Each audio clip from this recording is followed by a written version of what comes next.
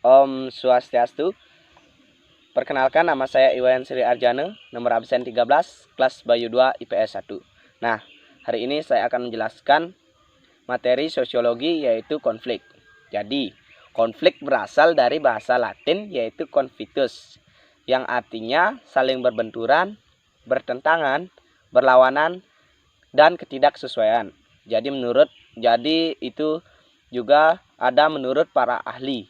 Yang pertama itu ada menurut MZ Lawang, konflik adalah perjuangan untuk memperoleh nilai, status, dan kekuasaan ketika tujuan pihak-pihak yang berkonflik tidak hanya mendapatkan keuntungan, tapi juga untuk menundukkan saingannya atau lawannya. Sementara yang kedua menurut Surjono Sukanto mengungkapkan pendapatnya bahwa konflik yaitu suatu proses sosial orang per orang atau kelompok manusia yang disertai dengan ancaman dan atau kekerasan. Nah, berdasarkan pengertian tersebut, dapat kita simpulkan bahwa konflik adalah bentuk interaksi sosial antara suatu pihak dengan pihak lainnya yang ditandai adanya sikap saling mengancam, menekan, hingga saling menghancurkan. Nah, kemudian ada penyebab konflik. Jadi, penyebab konflik itu ada 5. Yang pertama itu perbedaan kebudayaan. Yang kedua itu perbedaan individu. Yang ketiga itu perbedaan ideologi. Keempat, perbedaan kepentingan. Dan yang kelima, perbedaan perubahan nilai-nilai sosial.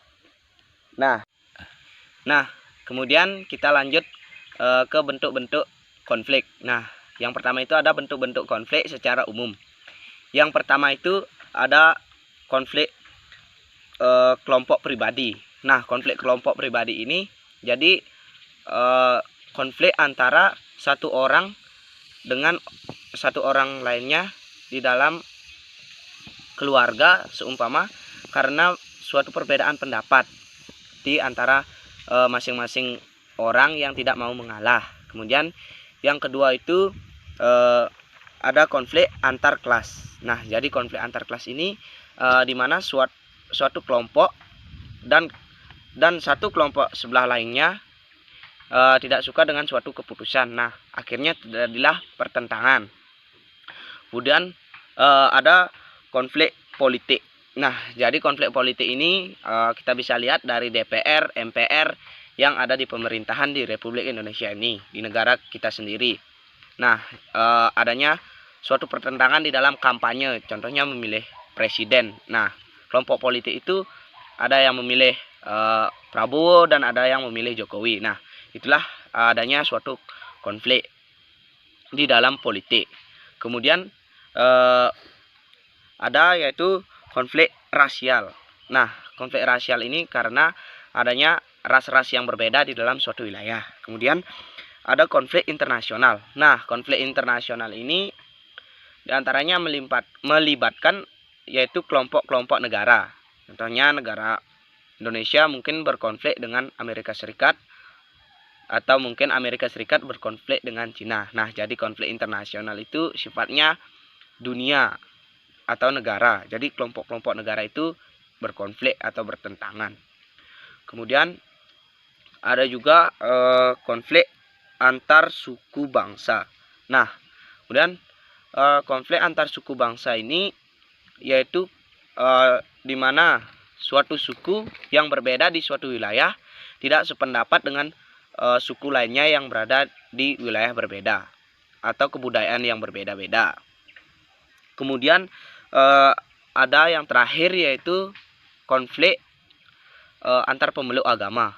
Nah, jadi konflik agama ini tentu contohnya saya itu sebagai agama Hindu. Nah, teman saya itu sebagai agama Islam. Nah, kita itu mempunyai persepsi yang berbeda-beda di masing-masing agama. Nah, hal tersebutlah yang menjadikan kita bertentangan karena berbeda kepercayaan di dalam agama tersebut. Nah, kemudian untuk yang selanjutnya yaitu bentuk konflik berdasarkan sifat. Nah, yang pertama itu ada konflik konstruktif. Nah, konflik konstruktif itu Jadi kita itu di dalam suatu kelompok memiliki pandangan yang berbeda antara kelompok-kelompok lainnya, sehingga menghasilkan suatu perdebatan. Nah, perdebatan ini kan adanya pertentangan. Nah, setelah pertentangan itu kita juga mendapat hal yang positif untuk suatu komunitas atau kelompok. Kemudian yang kedua ada konflik destruktif. Nah, konflik destruktif ini adalah ketidaksesuaian antara paham-paham yang ada di dalam suatu kelompok yang menghasilkan suatu bentrok. Bentrok ini diakibatkan karena adanya suatu kebencian terhadap orang-orang tersebut yang ada di dalam suatu kelompok. Kemudian yang ketiga ada bentuk konflik berdasarkan posisi. Nah, jadi bentuk konflik berdasarkan posisi ini bisa kita jumpai, kita contohkan di kantor, dalam perkantoran. Nah, yang pertama itu ada konflik vertikal. Jadi konflik vertikal ini adanya ketidaksesuaian atau bertentangnya antara bos dan karyawan. Nah, kemudian yang kedua ada konflik horizontal.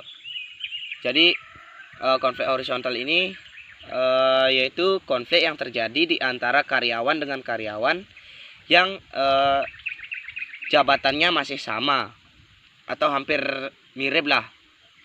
Kemudian yang ketiga ada konflik diagonal. Konflik diagonal ini yaitu karena di dalam kantor ini ada suatu keputusan yang tidak adil terhadap karyawan-karyawan lainnya, atau di dalam diskusi itu kita itu berat sepihak atau berat sebelah. Kemudian kita lanjutkan ke dalam bentuk konflik berdasarkan sifat pelaku konflik. Nah, ini ada dua, dibagi menjadi dua. Yang pertama itu ada konflik tertutup. Nah, konflik tertutup ini terjadi di antara individu dengan individu yang diketahui oleh masyarakat umum. Jadi kita berkonflik. Nah, diketahui oleh tetangga-tetangga kita. Nah, itulah contoh konflik terbuka. Kemudian yang bagian kedua yaitu konflik tertutup.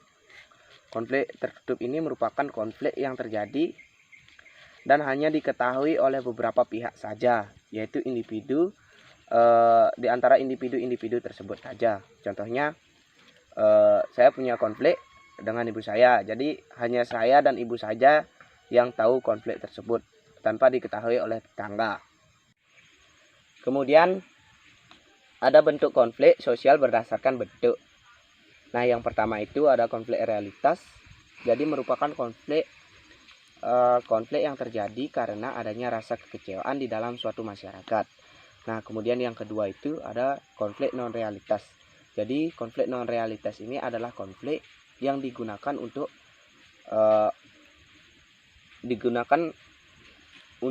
meredakan ketegangan yang ada di dalam suatu lingkungan masyarakat tersebut. Nah, kemudian yang selanjutnya yaitu ada bentuk konflik sosial berdasarkan pendapat Rolf Dahrendorf. Nah, yang pertama itu pernyataan beliau atau pendapat beliau, konflik peran, konflik yang terjadi di dalam sebuah peranan sosial. Konflik peran ini merupakan kondisi di mana seseorang menghadapi berbagai harapan berbeda dengan peranan yang dimilikinya. Pendapatnya yang kedua yaitu konflik antar kelompok sosial. Yang ketiga konflik antar kelompok yang sudah terorganisasi dengan kelompok yang tidak terorganisasi. Nah, kemudian yang keempat, kemudian ada bentuk konflik sosial berdasarkan bentuk. Nah, yang pertama itu ada konflik realitas. Jadi merupakan konflik yang terjadi karena adanya rasa kekecewaan di dalam suatu masyarakat. Nah, kemudian yang kedua itu ada konflik non realitas. Jadi konflik non realitas ini adalah konflik yang digunakan untuk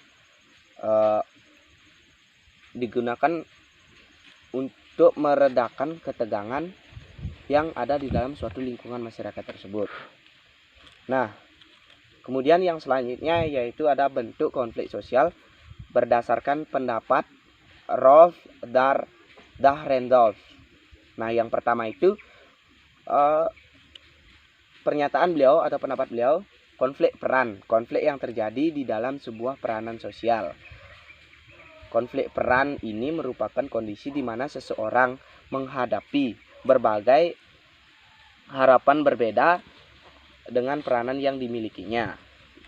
Pendapatnya yang kedua yaitu konflik antar kelompok sosial. Yang ketiga, konflik antar kelompok yang sudah terorganisasi dengan kelompok yang tidak terorganisasi.